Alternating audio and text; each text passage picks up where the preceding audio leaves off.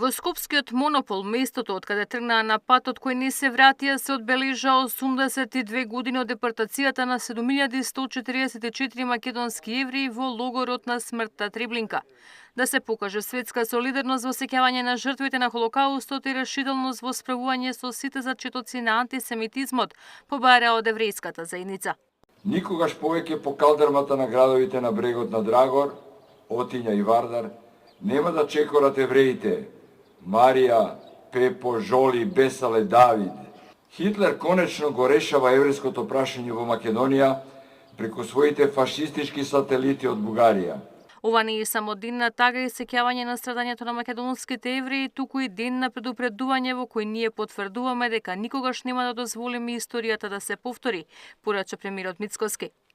Наша врска денес, како и секој ден, е да зборуваме. Да не дозволиме мракот повторно да завладе. Да не дозволиме нови генерации да пораснат без да ја знаат вистината.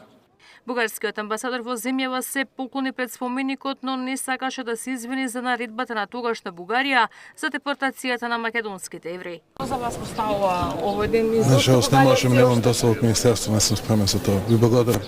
Биенвенита Бехара е едно од ретките кои имале среќа да не бидат качени на возот на смртта. Како 4-годишно девојче спасено од македонско христијанско семејство, на 13 години дознала дека е еврејка, но и дел од мачната судбина на нејзиното семејство. Иако живее во Телавив, секоја година доаѓа да се поклони пред споменикот во некогашниот монопол. 43 година ме спасива содружници на татко ми. Татко ми, пријатели, работели заедно.